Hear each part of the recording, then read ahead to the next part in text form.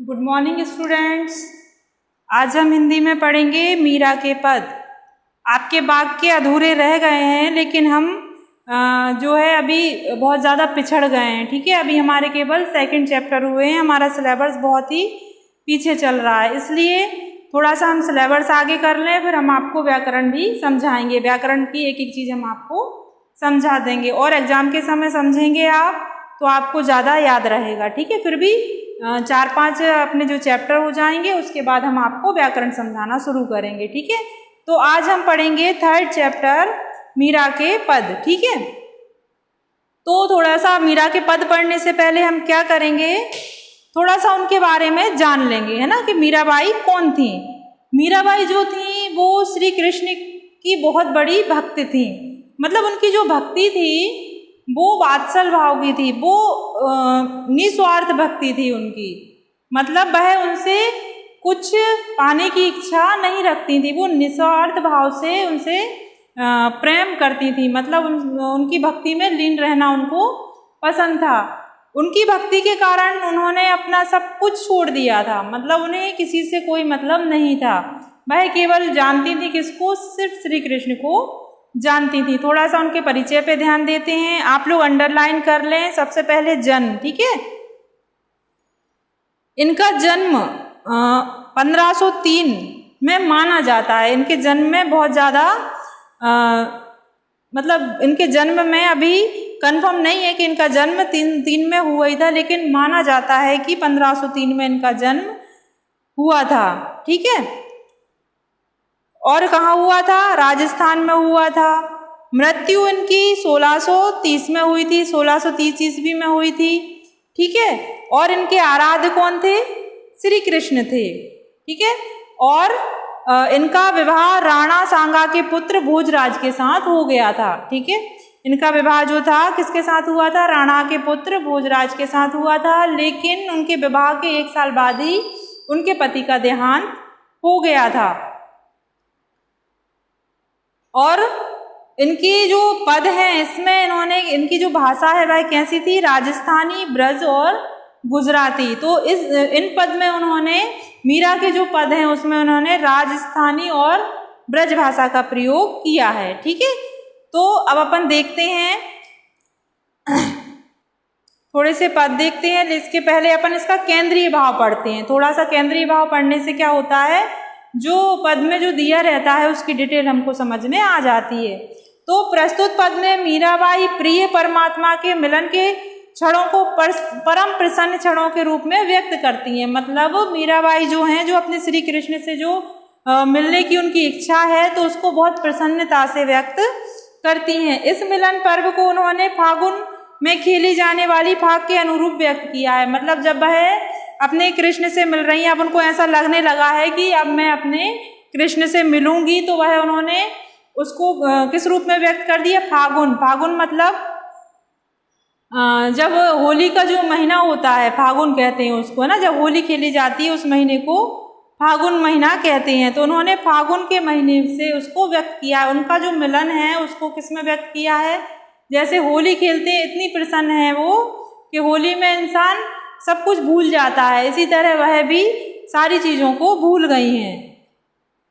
वैसा ही राग रंग भक्त के भीतर अनहद नाद की झनकार, शील संतोष और केसर का प्रेम पिचकारी के माध्यम से उन्होंने व्यक्त किया है ना। अनहद नाद की झनकार, शील संतोष और केसर और प्रेम की पिचकारी से के माध्यम से उन्होंने अपना प्रेम प्रकट किया है। ठीक है, लोक भावनाओं के साथ आध्यात्मिक भावनाओं का ऐसा अद्भुत समन्वय अनियंत्रित दुर्लभ है। मतलब लोक भावनाओं, जो मनुष्य की भावनाएं होती हैं, उनके साथ एक अध्यात्म मतलब ईश्वरीय प्रेम को मिला देना, एक अद्भुत प्रेम का वो उन्होंने प्रस्तुत किया है। द्वितीय पद में मीरा ने राम नाम की महिमा का गायन किया है। ठीक है, द्वितीय पद में क्या किया है उन्होंने, राम नाम की महिमा का उन्होंने गान किया है। सतगुरु की कृपा से राम रत्न रूपी प्राप्त हुआ है, अब इसे व्यर्थ में नहीं खोया जा सकता और इसे चोर चुरा नहीं सकते। मतलब उन्होंने दूसरे पद में ये बताया है कि उन्हें जो रत्न प्राप्त हुआ है उसको कोई भी चोर नहीं ले जा सकता, ना ही वह खर्च भी करेंगी तो वह जितना खर्च करेंगी उतना बढ़ता जाएगा। अर्थात कृष्ण के प्रति किया जाने वाला प्रेम कभी समाप्त नहीं होता। पद में सदगुरु की महिमा का उल्लेख उन्होंने किया है, उन्होंने अपने आराध्य और गुरु की महिमा का वर्णन किया है। ठीक है, अब अपन देखते हैं, है ना। पहला पद है इनका, फागुन के दिन 4 रे होली खेल मना रे। ठीक है, फागुन के दिन 4 रे होली खेल मना रे। ठीक है, सेकंड लाइन है आपकी, विनी करताल पखा बज बाजई। विनी करताल पखा बज बाजई। ठीक है, अड़हद की झनकार रे। अड़हद की झणकार राजस्थानी लैंग्वेज का प्रयोग इन्होंने किया है। ठीक है,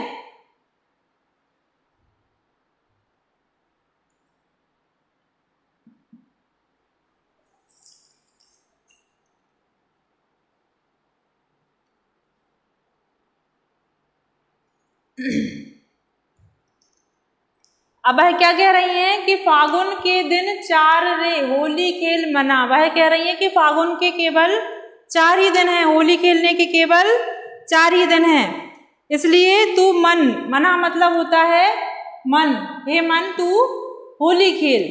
ठीक है, तो फागुन से वह क्या कह रही हैं, जो उनकी कृष्ण और उनका जो मिलन है उसको उन्होंने किस में व्यक्त किया है, फागुन के महीने में। तो मतलब वो कह रही है कि प्रेम के दिन तो केवल 4 ही हैं, इसलिए प्रेम रूपी रंग में मन से कह रही है कि तू अपनी होली को खेल, है ना।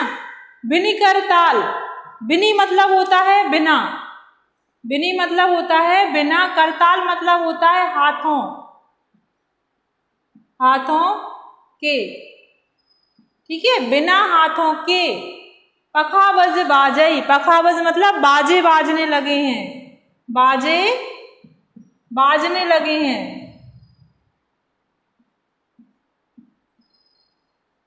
बाजने लगे, बाजने, है ना। अड़हद की झणकार, अनहद एक नाद होता है जो शायद जिसकी आवाज बहुत तेज होती है। तो वह कह रही हैं कि प्रेम के दिन तो 4 ही हैं, अब मुझे ऐसा लग रहा है कि मेरे कृष्ण से मिलन होगा तो वो तो दिन मेरे 4 ही हैं, 4 ही दिन रह गए हैं। उसमें मन से कह रही है कि इतनी जी भर के होली खेल ले। किस तरह, जैसे कि बिना ताली बजाए, बिना हाथों के ही करताल की आवाज आ रही है, मतलब ताली बजने की आवाज आने लगे और बिना बाजे के साज बजने लगे और अड़हद की झणकार सुनाई देने लगे। झणकार मतलब होता है झनकार, सुनाई देने लगे। बिरसुर राग 36 गावे, रोम रोम रंग सारे। बिनसुर, है ना, बिन सुर,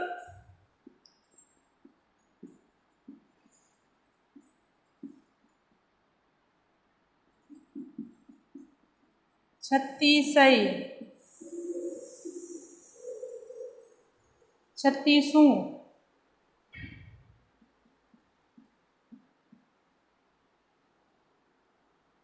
रोम रोम रंग सारे।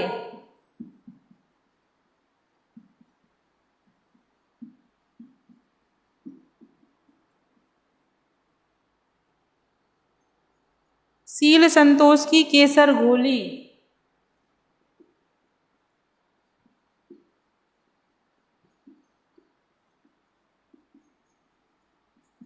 केसर घोली। प्रेम प्रीत पिचकारी रे। प्रेम प्रीत पिचकारी।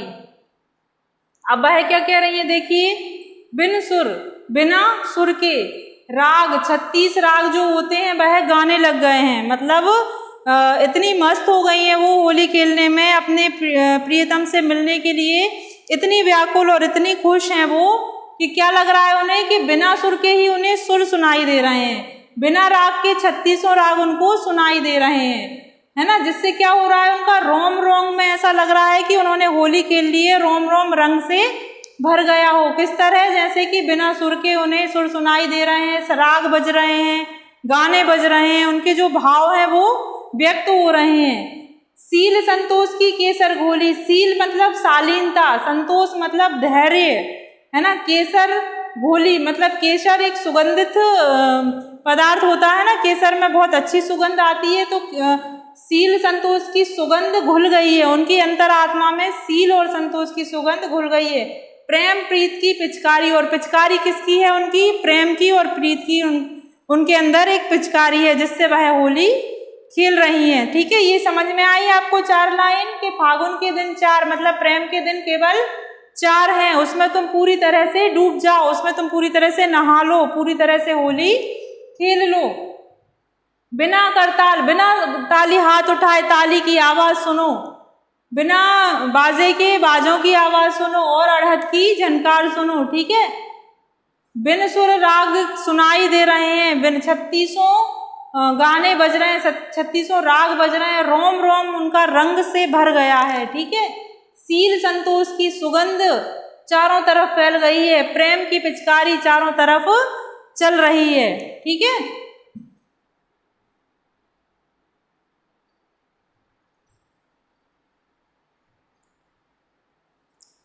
इसके आगे का है आपका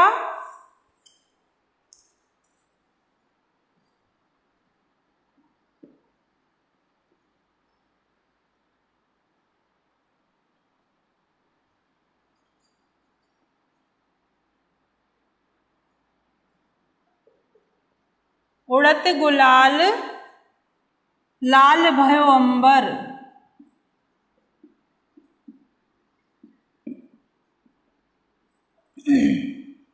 बरसत रंग अपार।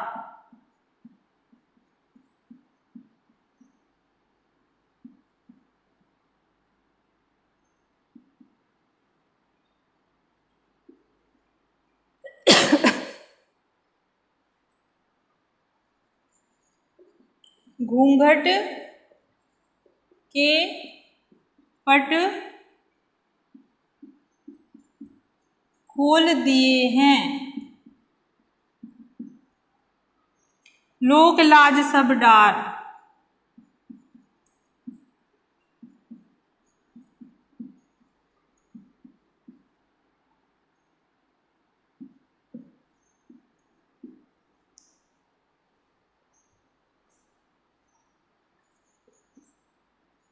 होरी खेरी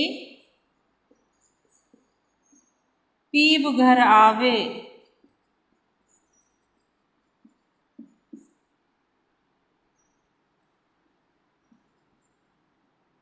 सोई प्यारी प्रिय प्यारे।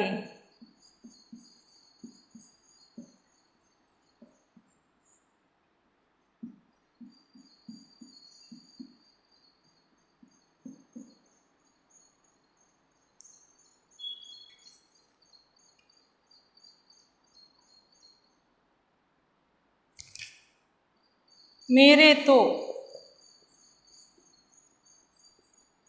मीरा के प्रभु गिरधर नागर,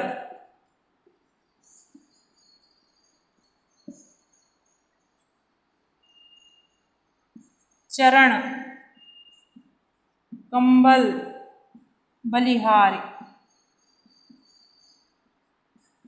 ठीक है, अब वो क्या कह रही हैं देखिए,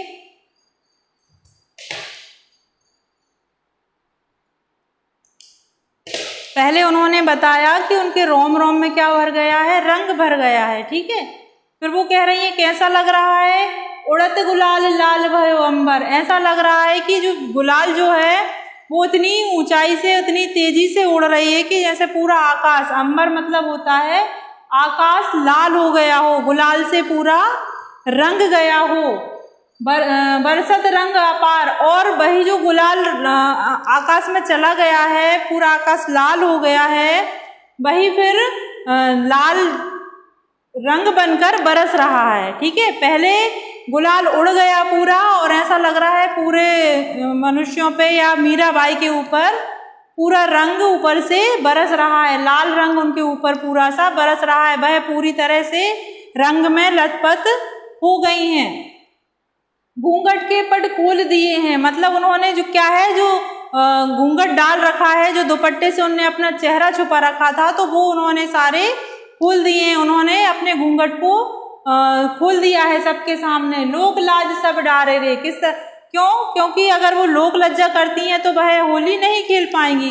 वह तो इतनी मग्न है होली खेलने में कि उन्हें किसी की परवाह नहीं है, ना समाज की ना लोगों की। इसलिए उन्होंने अपने सारे लाज लज्जा को उतार के केवल वह कृष्ण की भक्ति में लीन है, कृष्ण के प्रेम में लीन है, कृष्ण के साथ होली खेलने का आनंद वह ले रही हैं। होरी खेरी पीव घर आवे, मतलब होली खेलने के लिए उनके पिया घर आ रहे हैं, मतलब उनके श्री कृष्ण घर आए हैं। सोई प्यारी प्रिय प्यारे, है ना, तो वह क्या कर रही है? सोई प्यारी, वह इतनी खुश हैं कि वह अपने प्रिय के साथ होली खेल रही हैं। सिर्फ उन्हें वही दिखाई दे रहे हैं, केवल उन्हें श्री कृष्ण ही, सोई प्यारी प्रिय प्यारे, मतलब प्यारी के प्रिय ही उनको सिर्फ दिखाई दे रहे हैं। कौन? अर्थात श्री कृष्ण।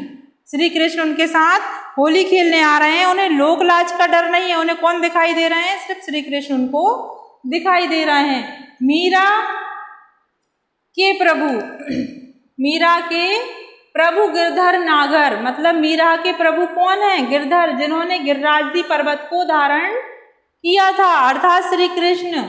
ठीक है, मीरा के प्रभु गिरधर नागर चरण कमल बलिहारी रे, मतलब मेरे तो प्रभु केवल श्री कृष्ण ही हैं। उनके चरण कमल मतलब होता है चरण कमल को छोड़कर वह कहीं भी नहीं जाना चाहती। वह उनके चरण कमलों पे बलिहारी होना चाहती हैं, अपना सब कुछ उनके चरणों में लुटाना चाहती हैं। ठीक है, तो उन्होंने अपने प्रेम को होली के माध्यम से प्रकट किया है पहले पद में। ठीक है, अब अपन अगला पद पढ़ेंगे।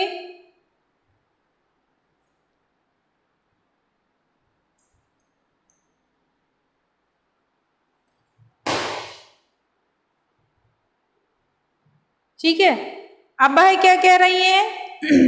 पायो जी मैंने राम रतन धन पायो। ठीक है, पूरा पद लिख लेंगे पहले अपन।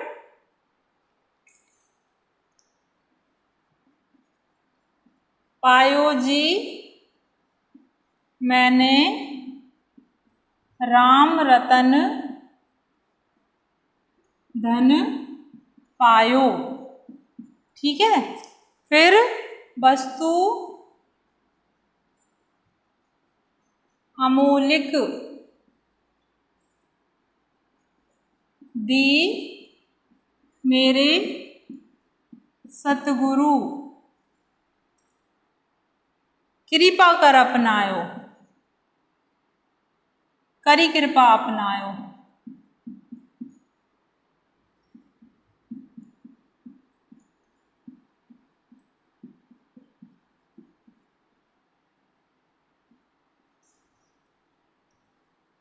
जन्म जन्म की पूंजी पाई, जन्म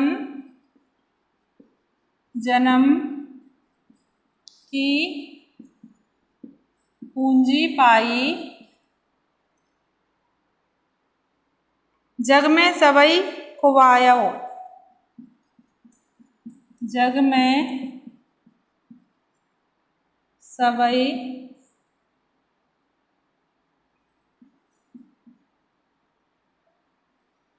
खुवा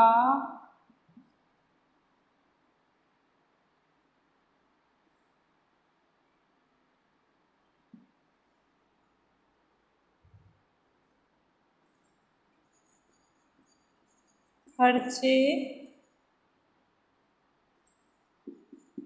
नहीं कोई चोर न लेवे।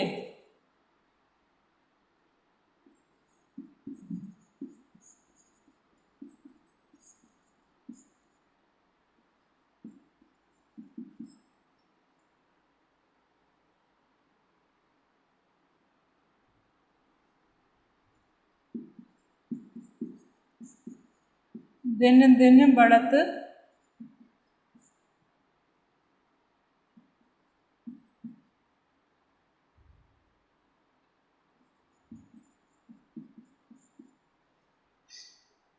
सत की नाव खेवटिया सतगुरु।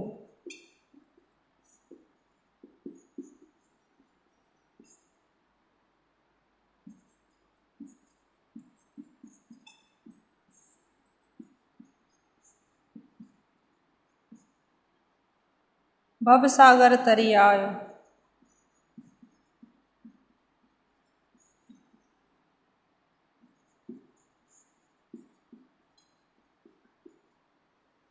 मीरा के प्रभु गिरधर नागर। मीरा के प्रभु गिरधर नागर। हरखी हरखी जस गायो। हरखी हरखी जस गायो। ठीक है, अब अपन इस पद को समझेंगे।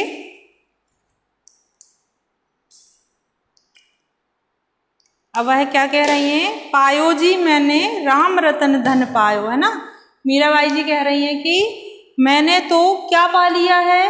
राम रतन धन पा लिया है, राम नाम का धन पा लिया है ना। राम से भी उनका अर्थ कृष्ण से ही निकलता है। देखिए लास्ट में उन्होंने कहा मेरे तो प्रभु गिरधर नागर, है ना। वो राम और कृष्ण को एक ही रूप में देख रही हैं। तो वह कह रही है पायो जी मैंने राम रतन धन पायो, मैंने तो राम रूपी अमूल्य रत्न हीरा पा लिया है। अब कैसे पाया है? देखिए वस्तु अमूलिक, इतनी अमूल्य वस्तु दी मेरे सतगुरु ने मुझे दी है। मेरे जो गुरु हैं उन्होंने मुझे राम रूपी अमृत, राम रूपी वस्तु, अमूल्य वस्तु उन्होंने मुझे, राम रतन रूपी अमूल्य वस्तु मेरे सतगुरु की कृपा से मुझे करी कृपा अपनायो।